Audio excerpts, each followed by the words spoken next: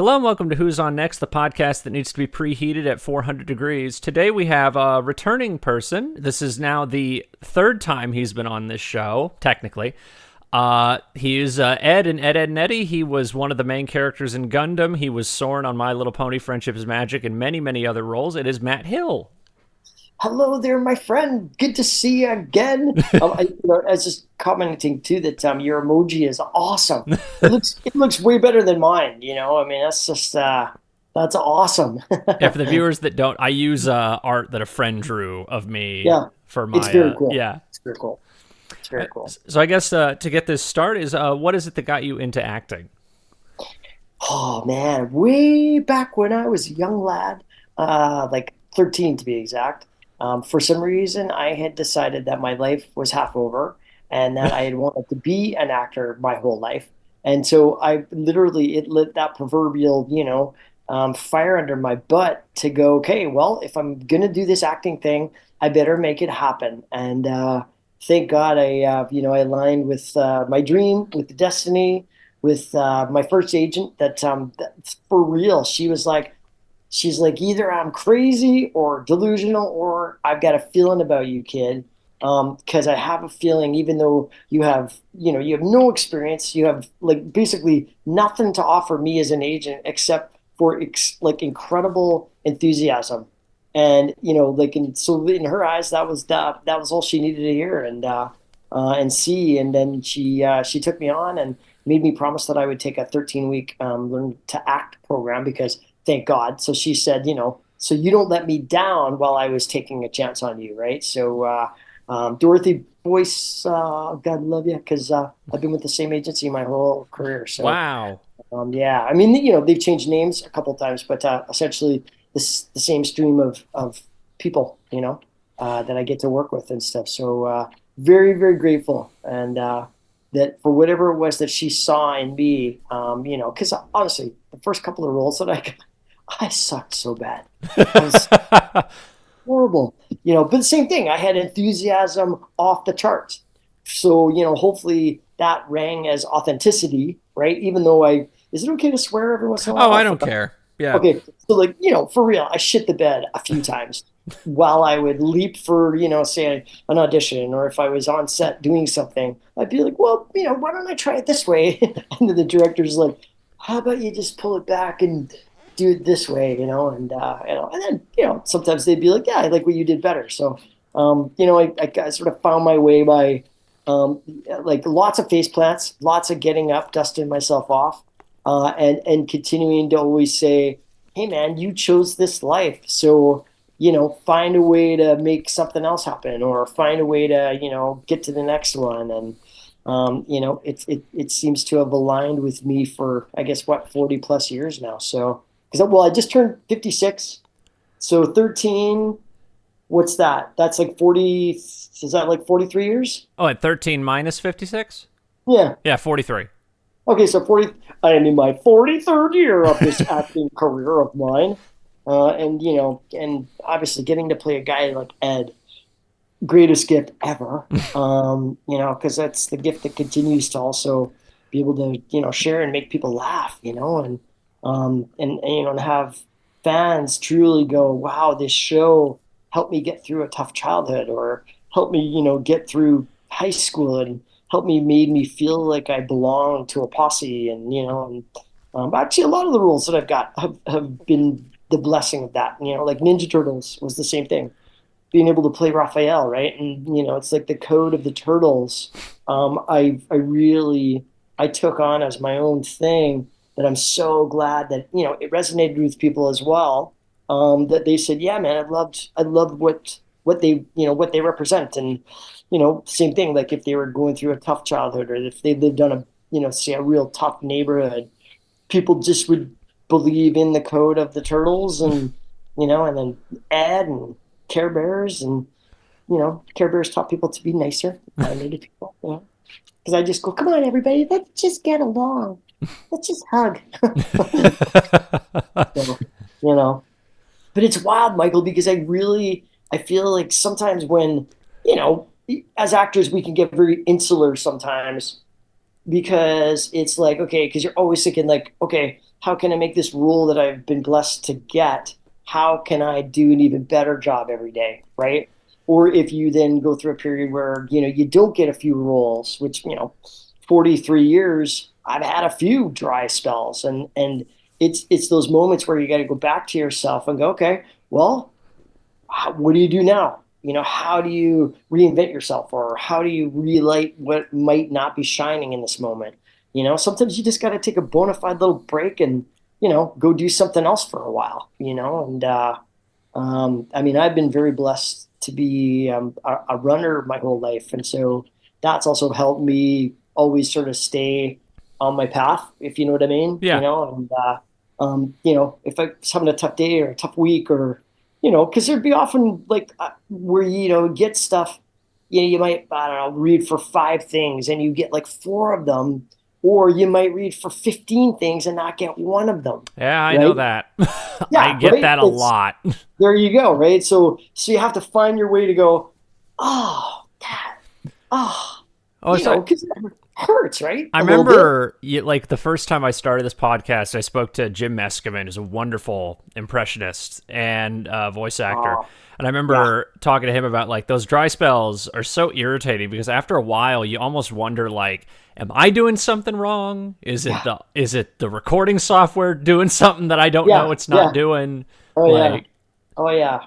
Oh, absolutely. And it's funny because there's sometimes when there's not anything you can do differently, as long as you know that at the end of the day, you did your best. You've always tried to do your best, and that's all you can do, right? And sometimes it's not up to us, right? And that's the part that sucks, right? Because sometimes, oh man, I remember, like while my dad was still alive, he had the best one-liners, and it would always be a way to just go like, okay, yep, just trust in this decision that you've made, and things, they may not turn out the way you think they will in this moment, but down the road they'll turn out way better than you ever expected, actually, and it's, I gotta say, it's definitely turned out that way, because honestly, just when I think maybe it's all over, because I've had those moments, especially in the last 5 years, where like it was like big pause in getting a call from my agent saying you got it right. Like I got nothing, and then the beautiful worldwide pandemic thing called COVID arrived. So we all had to kind of find another way to pivot and do all these different ways of connecting, say on Zoom or on other different ways. And but it's funny because the truth of it still went back to that same, okay, what still lights my fire? What am I going to do now? How am I going to readjust? You know what I mean? Like we all had to do, right? And so it's nice that sometimes when, like, and I'll not lie and say that I didn't think this last time. I thought it was over. I was thinking I'm gonna just give my walking papers to my agency, and a couple weeks. I think that's the universe. I think sometimes going like, okay, now we're gonna have some stuff for you, because then I get to do a bunch of these podcasts, and do a lot of fan conventions, and so that's also reinvigorated being in person with people, and meeting these fans that have watched this show for, well, all the shows for so many years, right? It's a big deal to me, and it's something that I don't take lightly, well, and the so pandemic was kind of the reason, one of the reasons I started this podcast because I wasn't getting like any voice work, and I yeah. was like, I have so many friends in the industry and I have so many connections. Why don't I just start up my podcast again? And that's what I've been doing for like 4 years because of that. Good for you. Yeah. And how have you found that then, like, that has been your, it turned out better than you ever thought it would kind of moment? Kind of, yeah. I get weirdly almost more joy doing this than I do voiceover to a degree. Dude, go with that. That is beautiful. Thanks for that, because that is really, to me, that's always the truth meter, right?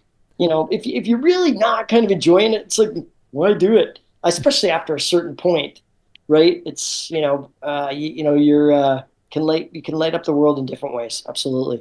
Because if the if the world was responsible for me to make podcasts happen, there wouldn't be a thing called podcasts because I'm technically so challenged. Like if my iPhone, and I shit you not, Michael, if my iPhone turns off, which sometimes they just do, or maybe mine just does, I'm effed. I literally am like, you know, my best friend Marie, who's my goddess of my life, she's like, you just gotta you just gotta press play, turn it back on. They're like, oh, okay, right, okay, good, things are good. It's like, yeah. So thank you for doing a podcast because it's much more successful than I would ever do if I was, trying to make one. So thank you very Yeah, much. yeah. I mean, you just got back from the UK actually because you were Did. doing like a special event kind of thing or Well, it was a fan a convention. okay. So yeah, lovely town called Shrewsbury, which is like right next door to Wales. So I mean it's just beautiful. And for me, that's my heritage is in England, the UK, and Scotland and Ireland, and up in that area. So it was really nice to go to a event and also then be able to meet more fans of this crazy career for that they've been following me on stuff, and so it was neat to get over there and then go visit some aunts and uncles and some cousins, and it was a short trip, but it was sort of one to set the basis for the next one. So keep you posted. So yeah, and then it sounds like there might be a couple more in December that are coming around for me in the States. So we'll keep you posted on that too. Yeah, I guess because you've had a very extensive voiceover career, and you also had done a pretty fair amount of live action work. And we haven't really talked a lot about the live action work, even on the older podcasts, because there was things like X Files. There was the live action the Ninja Turtles 3, and dang it, Next Mutation. Yep. That's what I was thinking of, and other things like that. And I guess what has been your favorite on-screen thing that you've worked on? Oh man, I those ones 100%. I mean, doing Ninja Turtles was kind of like my first big, quote unquote, sort of Hollywood studio or whatever, like, production or whatever to be a part of. But I had no idea how popular, the Turtles was, right? Until we were filming, and then literally, it was like the Beatles. It's like there were people lined up around the block, to just come and, hang out with us for a couple of minutes between scenes sometimes. And, that was sort of like those early trappings of, wow, there really are people who love these shows and these roles, and so because to be honest with you, I never thought it wasn't me, it was me being able to inhabit these characters that I feel like, obviously the ones that are hugely popular, they sort of take on a life of their own. You know what I mean? Yeah, And it's kind of like honoring what the spirit of it is, and so if that makes any sense. yeah, And so, because I didn't say create the Ninja Turtles, right? I wasn't, I was the guy who got hired for that role, which I just tried to work my butt off to honor the role, and honor the words that, they've written for me. And, God, yeah, I'd say probably one of my other favorites was working with Jackie Chan in Shanghai Nights was one of the cool ones as well. Because he's probably the most inquisitive man I've ever met and worked with in my life. Like between scenes, he would literally be juggling whatever he could pick up. He would just pick it up and he would just juggle, and we'd run lines together, and and I was just like going, but God, this guy's amazing, and it was cool. It was 4 days, but it was a really magic 4 days that I never forgot, and being able to play his deputy, and then have one of the crew members come up to me one of the days, and just said, "Hey, just want to let you know, man, you're doing a great job. You're going toe to toe with a legend."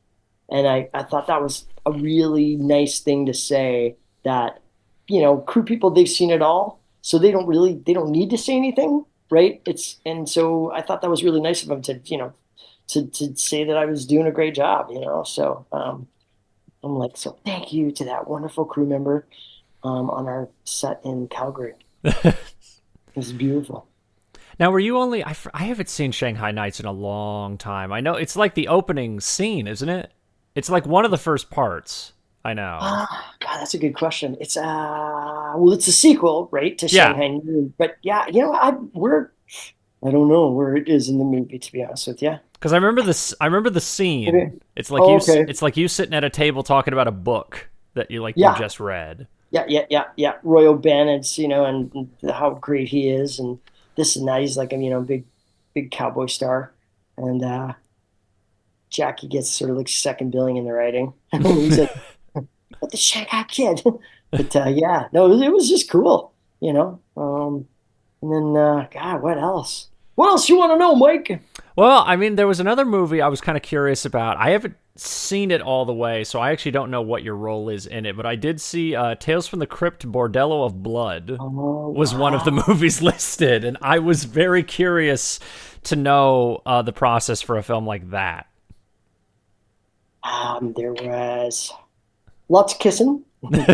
There was lots of fake that we were dying. There was lots of, again, did I say lots of kissing? Lots of fake that we were dying. And that was literally the, like, I don't even know how long it took to film, but yeah, it was fun. Angie Everhart was so lovely to work with. And I felt very honored that she'd said that I was the first person that she kissed after she broke off with Sly Stallone, because, I guess they were engaged at that Oh my point or something. god. So I was like, oh, thank you, Angie. She was very lovely to work with. It was awesome because yeah, it's just one of those classic sort of like it's like a slasher film, but it wasn't like grotesquely, like we died by, she ripped my heart out with her tongue, right? And that's why I say we kissed a lot because they had to get like the inside shot, then they had to get like the side shot, then they made this prosthetic tongue, and then they went to LA and had to go green screen it on another screen that they built this other tongue, and and so it seemed to be just this like big shoot of lots of kissing and screaming, like we were gonna die, which, hey, it was fun, you know. I mean, people laugh, hopefully. Well, I guess like the one of the more prominent ones I kept seeing pop up, other than Ninja Turtles, was the X Files episode that you were on. Mm. And I guess what was that? Because you do like I don't, you're not like a main role, but you do have a couple, like a few scenes in the episode. Yeah, that was Chris Carter once again, man. He's such a brilliant mind, and I always appreciated that. It was great because I was playing a young Marine that kind of knows the truth, and so goes to try and tell Scully and Mulder that these guys are bad or whatever, and they didn't believe me till they then found me dead in a bathtub full of water, and so that was the end of my scene, right? But it was a really cool thing to be a part of as well, because same thing, it was like Vancouver, was chosen in that moment in time because it was just a perfect setting for, I think the creepiness of the show. And, I mean, we just came through a big atmospheric river here on the weekend. So, X-Files, if they were still filming, would have been perfect, because it's all misty and stuff. But yeah, it was neat to play a Marine because it was great. I almost didn't get the part because I'm not the tallest guy in the world. I'm like 5'5.5", and I remember the audition, went for the callback. They were like, "Oh man, that was great. That was awesome, right?" Sort of thing. High fives walking out the door. And I thought, oh, I think that went quite well. But apparently, the second that I walked out the door, they were all like, "My God, he was the best guy for this role." And then it literally somebody said, "Yeah, but look at how like he's not very tall, you guys. There's not, there's not very many 5'5" Marines." And Michelle Allen, who's the local casting director, rock star, believer in me. I love her because she's like, "You guys, you all heard yourself. He was by far the best guy that's come in here to read for this thing. Like, come on, like, give him a bone kind of thing, right? And I love that because Chris was like, you know what, you're right. You know what? Yeah, okay. And that was the beautiful thing. He trusted his casting director. And then they literally, it was great. I got to film it for however many days I was dying in that bathtub of bloody water.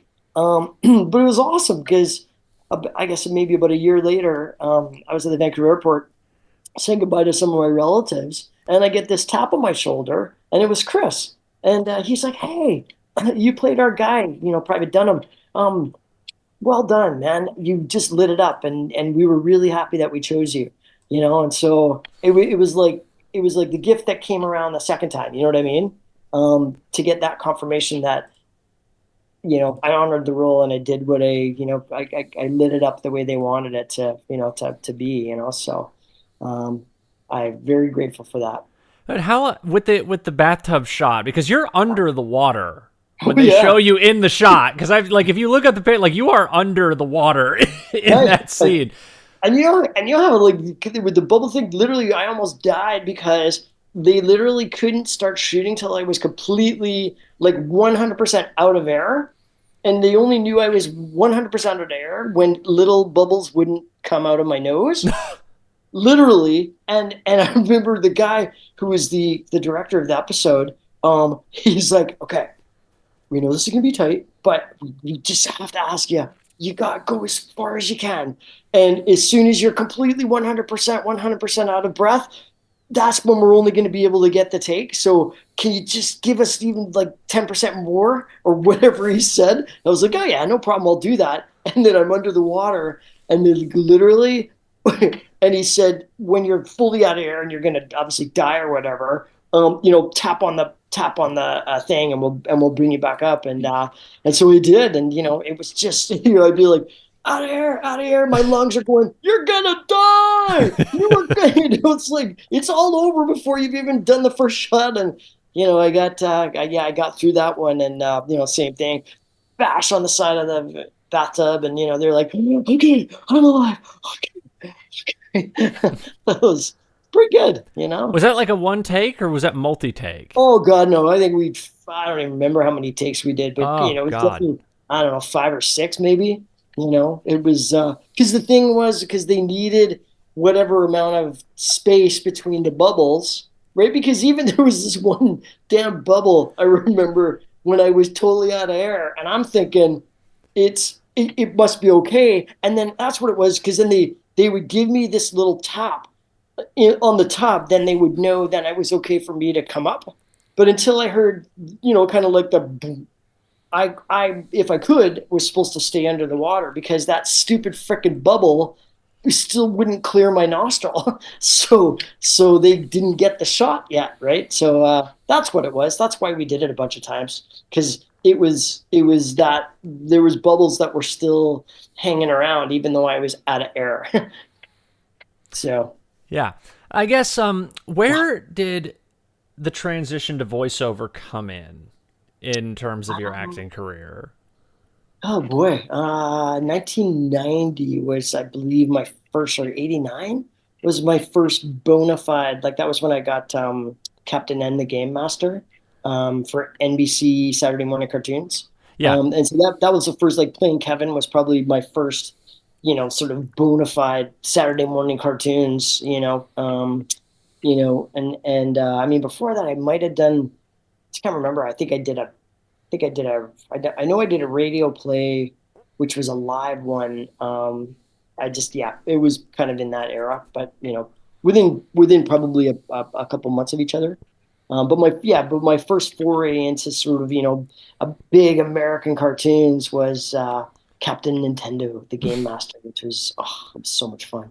And same thing, I sucked so bad, and I had enthusiasm, and I also too, I was learning, and it was beautiful because all the cast were absolutely amazing people as well, and so they're going to be your best teacher, right? And so we were all basically learning how to act for cartoons, in those first 13 episodes, and like I say, Greg Morton was our director, and just such just great guy, super funny, so helpful.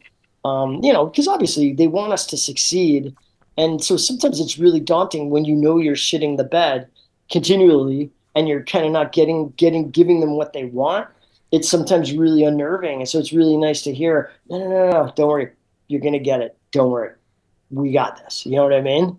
As opposed to you suck. Hire someone else. I guess, was Captain N like everyone in the room, or was that like Yes. Yeah. okay? That How was everyone. I'm Well, actually, no. I'm Well, assuming two Levi rooms. was not was Levi not in Canada when he did No, two Mother. rooms. Yeah, that's what we're saying. Yeah, the Canadian cast were in Canada, and Okay, then Levi and those other guys, whatchamacallit, were in yeah, Frank Welker and Levi, yes, I believe we're were in both. Los Yeah. Angeles. Yeah, yeah.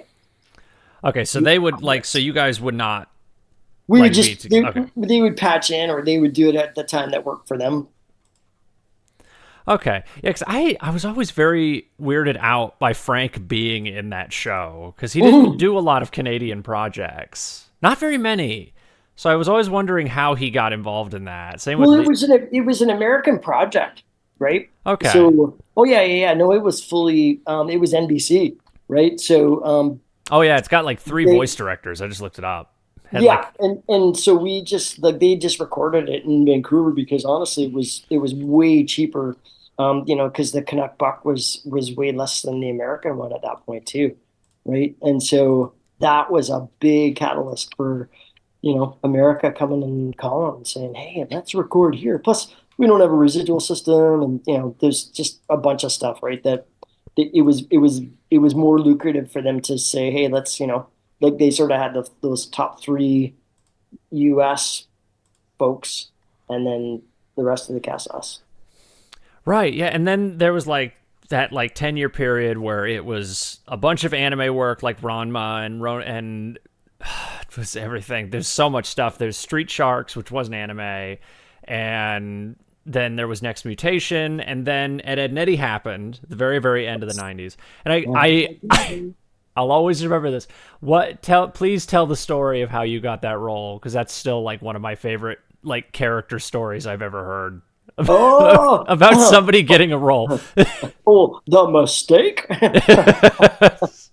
Yeah, it's God, thank God. And thank you to the engineer, Chris at Coco, who recorded that mistake. And for the viewers at home, what we're talking about is when we were down to probably, I don't know, we've been auditioning. It literally seemed like forever. I don't know if I don't think you ended up even telling this the first time we did the interview. I think this was the second time when you Oh, told this okay. story. Yeah. Yeah, yeah, yeah, okay. Yeah, so we've been auditioning for like a long time, right? And usually with voiceover, you get an audition and then you get a call back and then you might get another call back. And then you usually hear about the project that you either get it or you didn't get it, right? But for the Eds, Danny was very specific on I'm not casting this thing until I've got the Eds and the rest of the cast, right? He was adamant about that, and so subsequently we had probably 8 official callbacks, which was unheard of, Oh my right? god. Oh yeah, like to the point where our agents were going like, "Hey guys, are you gonna throw him a bone and Uh, maybe like just pay him $50 The to?" average is what isn't it like Yeah, 4 or 5 at yeah, oh yeah, most? Yeah. exactly. Like So it was. So I think they said, yeah, yeah, yeah, just bring them back, whatever. So there was like the only way we knew we were even getting like relatively close, we thought, was that they would have like it looked like 3 people coming back to read for Ed, 3 for Ed, Double D, Eddy, and the rest of the cast, right? So sort of you'd see it getting a little bit whittled down because there'd be less people reading sides outside the studio ready to go in, right? And then, literally, I own like through osmosis, then they put us together. They put, me and Tony and Sam together for, I think, a couple of the scenes. And then, they go, okay, thanks a lot. Okay, go outside, wait. And then they throw us with other people, right? And so we still knew we were in the running because, we were getting said, okay, work on this now. And then other people would get let go. And then you wouldn't see them after that we come out of the studio. And then on this, like literally probably like the 8th or 9th callback, it was literally, I had no, like, I was basically tearing my brain out because I'm like, I'm an actor. I want to get the job, right? So I was willing to do whatever they wanted, but they didn't still know what they wanted. Because, like that, Danny said, I'll know it when I hear it. And thank God, Chris, the engineer, who was on the other side of the glass, had the auditions being recorded. And literally, I was so frustrated. And so don't do this as an actor, but I did. I blew in the mic. I literally, something possessed me to go. So it made this like horrible sound. And these are like $5,000 annoyance, right? And literally, I see Chris, the engineer, going, "What did you just do?" And I was like, excuse me, fellas. How do you get water from this thing here?" And I literally pointed at the mic, right? And I saw Chris go, and I saw Danny go, right? I'm thinking, I thought Danny's going, "Get him the hell out of here. Get it," like that. Don't, blow in the mic. And Danny's saying, "That's Ed. That's Ed." And then he's looking at Chris going, "Did you get that?" And Chris was like, "Yeah, I got it." And he's going to kill me because I just killed his mic. And it was great because then, I hear Danny go, "All right, play him the take. Play him the take." And so Chris plays the take, and, I hear, "Doo, doo, doo. How do you get water from this thing here?" And he goes, "That is Ed. If you do that, you've got the part." And thank God, Chris got it on tape because for the first 13 episodes, because I got the part. After that, I literally found out probably that night, and so for the first 13 episodes, every time I got out of Ed, I'd hear Danny go, "He doesn't sound like Ed anymore. Play him the take. Play him the take." Right, and so that mistake got me the role of my life. I was like, so kiddies out there, don't forget to make mistakes, but it's it's kind of wild, when these things happen this way. I guess with Ed, what were you doing before? Because if that wasn't, because you were getting callbacks, what were you doing before, like voice wise? You mean like in terms of like the character, you mean? Yeah, because I mean, if you were doing a callback, I assume you'd already Yeah. done like an audition or two. So Yeah, like, oh, absolutely. yeah, Yeah. Well, what kind of, do you remember what kind of voice you were doing before you did like the actual voice? no. I think it was probably like a mishmash of like these sorts of, but yeah, actually, to be honest with you, Michael, I have no idea, to be honest with you, because the more I think about it, they might have thrown a whole bunch of different, because they sometimes they'll write suggestions in, say, the breakdown, right? And they might have, but we were definitely past the breakdown stage in terms of like trying to like get stuff on our own. And so I know it was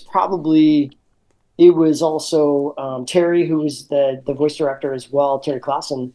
That's what it was too, because we would say do the audition, so they would give us different scenes to do, but it was pretty much. God, that was a long time ago.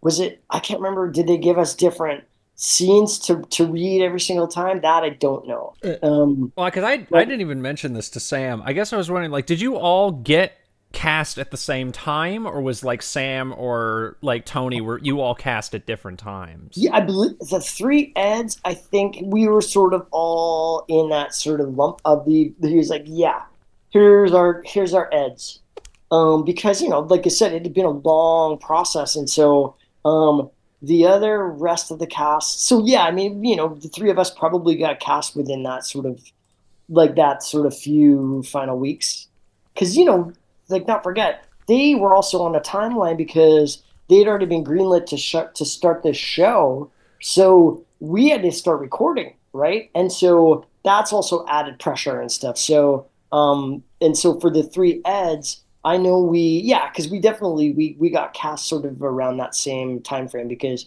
shortly there afterwards, that's when we basically did the first so like within, let's say, maybe a month of getting you got the part, we were in the studio with like all what, nine, how many cast members? Let's Nine? see. Okay, so this is Ed, Eddie, Oh, Ed, Eddie, the Rolf, three cankers, Rob, Johnny, Johnny, 2x4, Sarah. Can't forget Sarah, about Sarah. Oh, Jimmy. Jimmy, and I think Huh? I'm forgetting one. Oh, Naz and Kevin.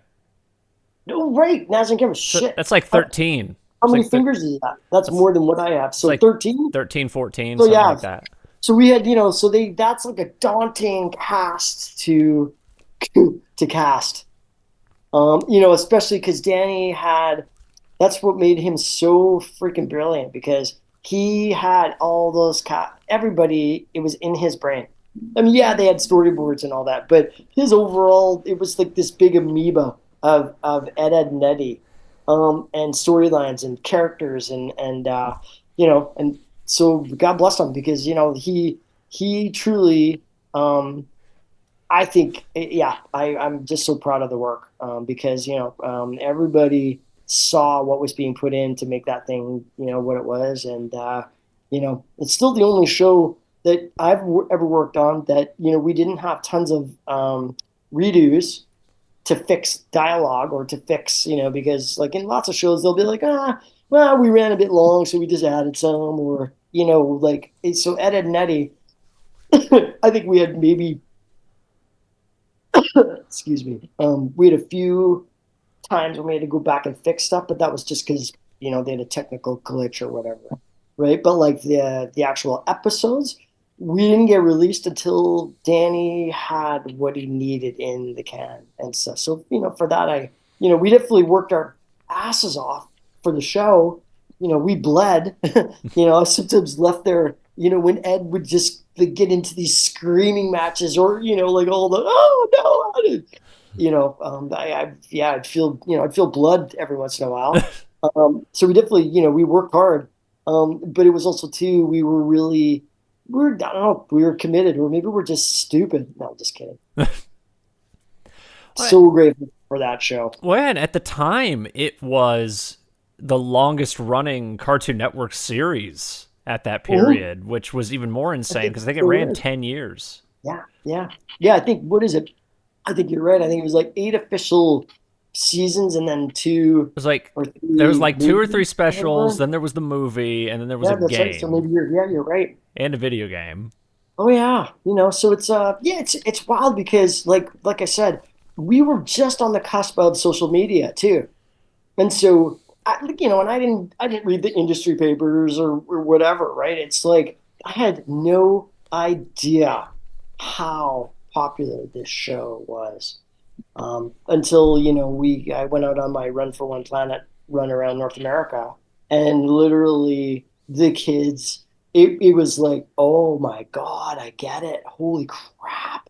Because you could make like 3,000 kids in a school lose their minds in excitement, to as soon as I would do the voice of Ed, or and I'll be honest with you, with Raphael as well, the Ninja Turtles, those two, for me personally, oh my God, I'm so grateful because when we did our Run for One Planet tour, that was the connection point with the kids, right? To be able to say, hey, sparkly people at Astoria secondary school or middle school or whatever, who wants to save the planet with Ed, and then they'd pull out Raphael, and you'd have like 2,000 kids going, heck me, yes. Well, it's the greatest gift. What So I, thank you, Danny, for trusting me blowing in the microphone. well, I mean, the funniest thing to me is that like it's still a cartoon that has remained so like culturally relevant to a degree because there's been so much meme culture around the show in the last like 10 plus years. There Well, was just oh, sorry, go ahead. Yeah, the outfield song that yeah. like everybody said like, oh, it sounds like Ed, and then everybody was like making memes off of that Dude, song. I Like, know. I'm on Cameo, and so I got a couple requests for that. Can you think, outfield in Ed? And so I'd be like, Jimmy's on a vacation far away. And then I just like whatever else. uh it's a crazy life we get to live. right? Yeah, I guess. With do how different was it doing the video game comparative to doing the actual show? No different. Yeah, Okay. it's just yeah, just a little just longer. whatever it was. Because I don't even know how long the video game was, to be honest with you. Yeah, it was just another session. Yeah, because I know the video game. Because I remember that was that period where Cartoon Network was doing a lot of console gaming, like making stuff off their shows. Um, And I know the whole yeah. big thing is that a lot of those games are recorded by alone. They're usually recorded by Oh, yourself, I believe, a lot of the time with oh, that kind okay. of stuff. Great, great, Because great. I think it's like one of the only behind the scenes looks at the show was they did a little bonus feature for like the game Yeah. where it was like I every remember cast that. member. Yeah, yeah. Oh, yeah. Well, it's like, come on in. Let us see us spit. Spit and sweat. Well, I guess because you've worked on Ninja Turtles and you've worked on Transformers Energon, and there was even like a GI Joe project you'd worked on. Has there ever been a thing you've wanted to do a voice for, like a big franchise, like a Star Wars or a Batman or something like that? Yeah, I mean, it's funny. I read for one of the new the new Batman series. Like, oh my God, that was like 2012, 2011, Oh, whatever that, oh, whatever like that one was. Was that for Cartoon Network or that was would have that been like for? well, for 2011, it would have been Brave and the Bold. That would have been Oh, like okay. That would have been Batman Brave and the Bold. Okay, so yeah, because so yeah, I really want for some reason I just really wanted to play Robin. I just because like I say, I'm not the tallest guy, so I knew I'd never get to play Batman, and I don't have most 13-year-olds have deeper voices than I have, right? So it was yeah, I really wanted to play that. Didn't get the part. It's okay. And then yeah, I mean, there's I still for me there's like a magic around a Disney animated feature. I've always wanted to do uh, something, like in Toy Story or in, what do you call it? What's the one about the cars? Cars. Cars. What's that one about the cars, Michael? It's called Cars. Yeah, that one. Yeah, no, I'd love to, like something like that, just to be able to have that feather, in my own personal resume. You know what I mean? Before the good Lord takes me to heaven. So yeah, it's coming. It's I just believe, like honestly, sometimes too, you just stick around long enough, and I mean that, right? It's like, okay, new things happen, and so yeah, I'm actually quite excited about the future because it's I think that and it's weird. I never thought that I mean, I'm a bit of an idiot for thinking that if you're around for a long, long, long time, you then start to be called like, oh yeah, you've been around a long, long time, and so we need to bring in like the legends or whatever. But that's like, oh my God, maybe that's the I don't know, what's the word I'm looking for? It's like maybe that's the echelon then that they go, okay, that's what I loved, like, or was it in that live action film that Sylvester Stallone did, with all his buddies, like with Arnie Oh, and the with Expendables. Yeah. yeah, like I freaking love that because it's all those guys that they're like, well, okay, they're like, okay, we're a little bit older. Let's just write it like this, but we could still work with our friends, and so that's why I love Adam Sandler so much too, because he does the same thing. He hires all his buddies and all the gals that he loves working with, and um, if I would have just got the part in Happy Gilmore.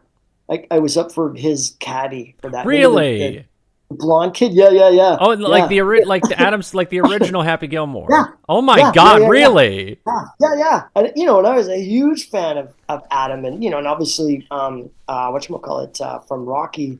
Oh, Um, Stallone. um, Oh no! Oh yeah, no! no, No, not Stallone. no, Carl Weathers. Carl Weathers. yeah, Carl Weathers, right? I grew up with like him, like Rocky, and and so I walked into the audition, and it was Adam. So I'm just a total gaga.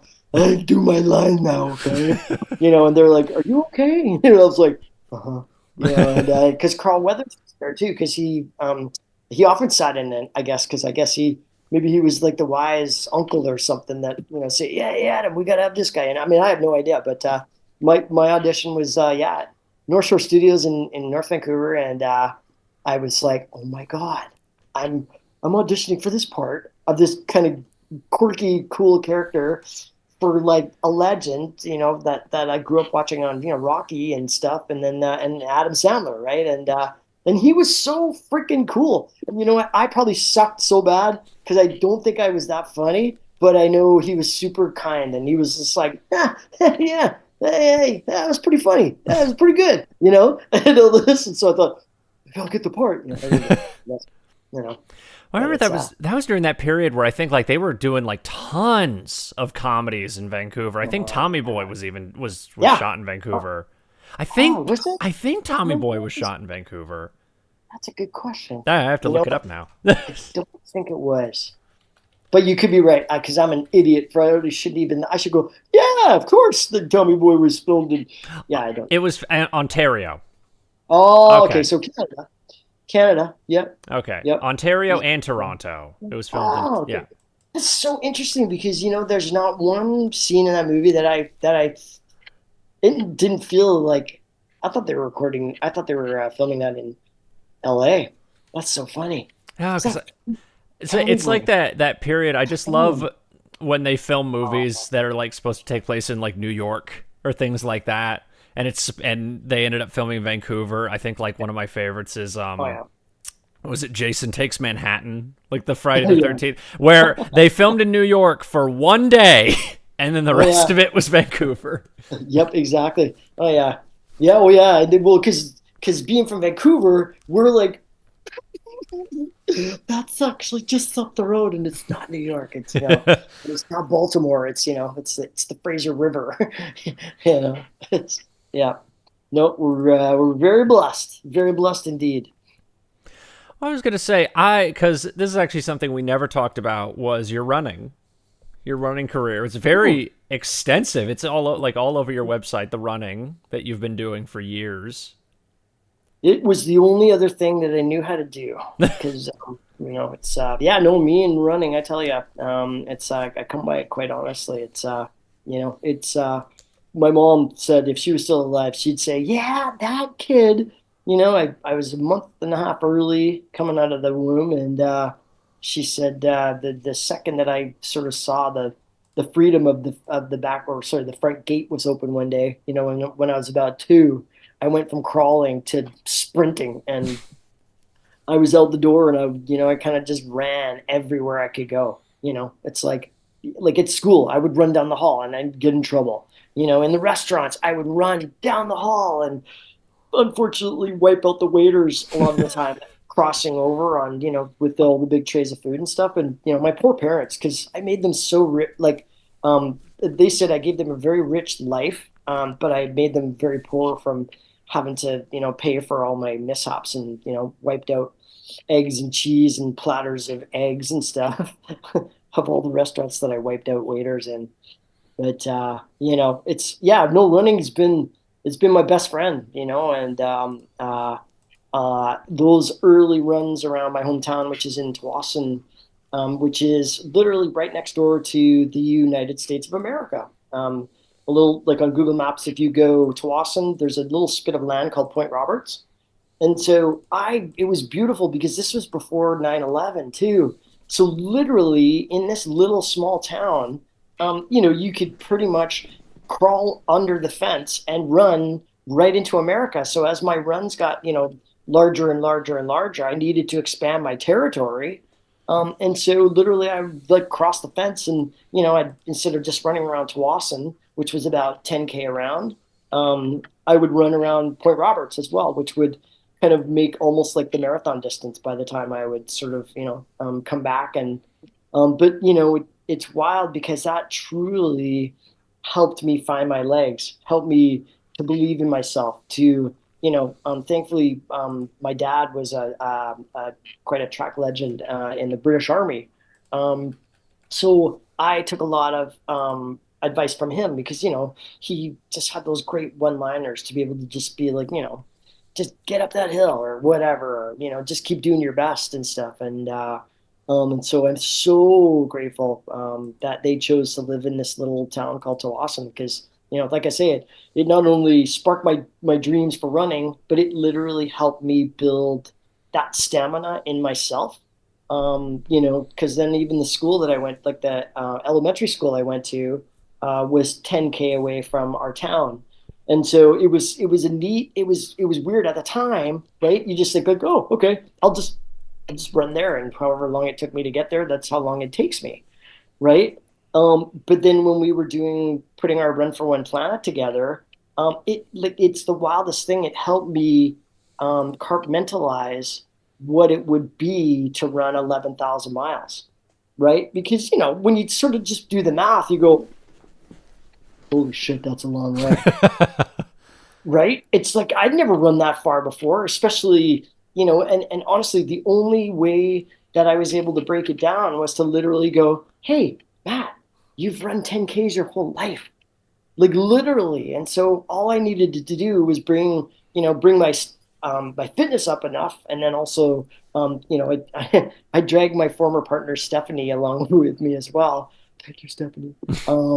Because she believed in this crazy dream as well, and because I was the one that I was on that flight to Detroit that I'd been asking those questions for a long time. How could I give back to the world with using my feet and my running, and me caring so much about people and our planet. And I got those answers, and thankfully I had all these beautiful people who loved me, and kind of knew what my true character is, right? Right. And so I never took that lightly, because they said, hey, I may not be able to run the whole way with you, but how can I help? Right. And Steph was the same way. She wasn't even really a runner to begin with. She's the one I'm the most blown away by, because she not only went from being basically not really a runner to running the same distance as I ran, because we ran a marathon each a day, in order to get around the continent. And so even though we ran the 11,000 miles, we broke it up into, so the tour went 2 marathons every day. If that makes sense, we Yeah. basically did a big relay. So she'd do her distance, then I'd do my distance, and we'd crash, eat, get up, do it again. Well, and even And then, oh, oh oh, no, sorry, you go ahead. no, you say your thing. I was gonna say the thing. Oh, so and then we had this beautiful gift of the cartoons, and like, because we had no idea that it was going to be kids that we were going to connect with. We just wanted to connect with anybody, right? And so it was wild, because it was literally, it's almost like it was set up until I decided to step in and go, yeah, okay, I played Ed, yeah, I played Raphael, and it was Steph, my partner in this, who she's like, man, it's like, what are you, stupid? We have to use these voices. But I was like, no, no, no. I don't want to hoodwink the kids. I don't want them to think, hey, I'm coming in here being Raphael, or Ed or whatever. And she's like, that's our piece, right? Because she was brilliant in that as well. And in terms of, certain seeing the big picture, I was just the dreamer. Said like, hey, you want to run around North America with me? And so, but it was amazing, because that first school that we were literally sucking in, and I'm not kidding you. They at first they thought we were really cool, because it was a middle school, and they thought, oh my God, they ran here from Vancouver, and wow, they're so cool. But within about 15 minutes, they remember when you were in middle school, and if somebody came in to talk and they were kind of boring, you kind of wouldn't let them not know that you thought they were boring. And so these kids, thank God, because there's basically one kid went like, oh, boring. And literally, that was the moment. Steph looked at me, and I'm like, oh, shit, I got to use the voice. So I was like, hey, yo, yo, yo, sparkly peeps, who wants to save the planet with Ed? And I'm like, yeah, yo, yo, yo, Raphael wants to know if you want to help save the planet with me and Sparkly Stephanie. And literally, this same kid who called us boring, literally within 5 seconds was like, like that, that voice. And honestly, it was on from there on. It was that was our group of kids. Oh, because I So remember Ernest Borgnine, Academy Award winning Ernest Borgnine, had told Sam. had told this story. It's like one of my favorite like kind of stories like this, where he had said like, "Oh, I went to this like school, like I think it was like he went to like this scout meet or something with like his grandson or something, and like all Yeah, these, and he was yeah. talking to these kids." And he was saying like, "Oh, I was in all these movies that your parents probably watched." And he was like, "None of the did not know what I was talking about. It's like, Nothing, yeah. nothing." And he says, "Hey, do you guys watch SpongeBob? I'm Mermaid Man." And he's like, all the kids just immediately loved me just by saying that. Literally. Well, because we connect with what it is that's relevant to us, right? It's like I connected with like say Superman. So like if Chris Reeve would have, I mean, God bless him, but if Chris Reeve would have come to my high school and said, "Hey, I'm Chris Reeve, I'm Superman. You can believe in anything, and you believe in yourself." You know what I mean? You connect, and today's kids, it's the same thing, right? We all have this we have this, I believe, this moment where if you're privileged with having a platform, you got to use it in a good way. I mean, you don't have to because it's a free world, but you know what I mean. It's that's where I feel with our little slice of being so relevant with those kids because like being one of the Care Bears. All the teachers were like, "Oh my God, I used to watch the Care Bears," right? And the girls in the in the schools and stuff would be, "I love Care Bears," right? And so it was neat to have these three kind of big, iconic characters that I literally then really leaned on to be able to share our message when we ran into these schools. And honestly, it changed everything, and just like say getting Ed, having that mistake changed everything. It's the same with the Run for One Planet. Being able to connect with these kids with Ed because his heart is, I believe, is so pure, and so it wasn't hard after I gave myself permission to go, wait a second, I am Ed. I actually got the part of Ed, so it's okay. I'm not. I just didn't want to bullshit the kids, right? But thank God I got whipped around enough, and that one kid that said boring, that I was like, oh yeah, you think boring, because well, actually, because the truth of it, I didn't do Ed the first one. When the kid said boring, that's it. Because we were in Canada still, and Steph went, "Hey," and she wanted to say, "Hey, you little shit," right? But she said, "Hey, do you guys know who I get to run with every day?" And they're kind of like, "Well, I don't know, like what, whoever." And she goes, "I get to run with a Ninja Turtle," right? And literally, it was perfect. That same kid goes, "Oh yeah, who? Like like Donatello or something like that." Um, I was like, "Yeah, no, you little fuck." I'm sorry, I said that. I wanted to say that, but I guess like I said, "Yeah, yo, yo, yo, she gets to run with Raphael," right? And then I was like, "Cowabunga, dude!" And it literally, like I say, we had that like the turn on a dime from wanting to kill us or just get us out of there because we were so boring to then we literally it was like that instant connection and oh, thank God because I think it would have gotten really painful because we were running so much and we were trying to connect with the schools so much that at least I knew that that was the good connection point, but we still hadn't really kind of found our thing. And so being able to go in there and and be able to be these characters that they just loved and adored and it changed everything for us.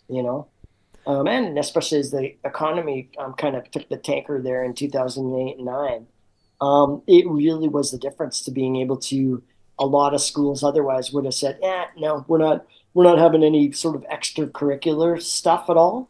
It was beautiful to be able to say, no, actually, we're a nonprofit, and all we ask is that if you're inspired with our, with our presentation, that yeah, all the kids take the action challenge, and if your school can afford even $1 a kid, we're whatever, you know what I mean, and then that was the difference.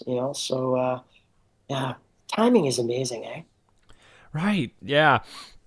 I guess to end this off, what And you're like, advice shut up, man. I guess to end this off, what advice would you want to give to somebody who's interested in getting in the entertainment field or something that like Oh, you are in? do it. Just trust your whisper, trust your, that light, because for me it was my way, right? And it's like, okay, I'm so grateful that I trusted.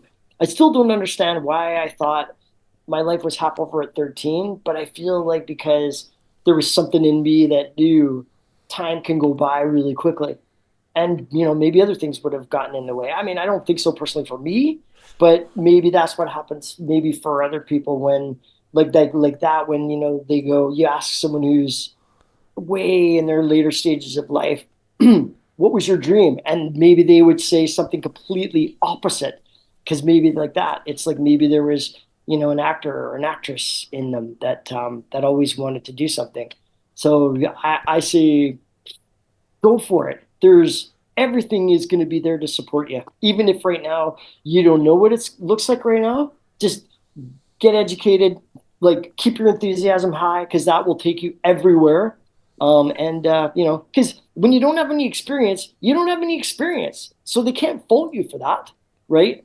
So you will get invitations. Just keep showing up, and like this. Go on Michael's podcast. Go on, call people who say, "Hey, I'm new and I'm doing this. Get me on." Because in many ways, this is probably the best time to be able to connect with everybody. We're all on that same playing field with our cell phones, right? Like we can all have our own studio right from the comfort of our own home. I mean, that was even happening before COVID, right? So in terms of like the entertainment industry, go for it, man. And I'll see you at the awards shows, okay? Because I'm gonna be at some, so I want you to be at some too. He Because will I per- see what I'm Matt doing here, Michael. Matt I still Matt will don't know. Matt will personally give you your Oscar if you come to the award shows. Come to the award show. I'll, I'll give you your Oscar, your Emmy, your Annie, your whatever. I'll be there. Put me in, coach.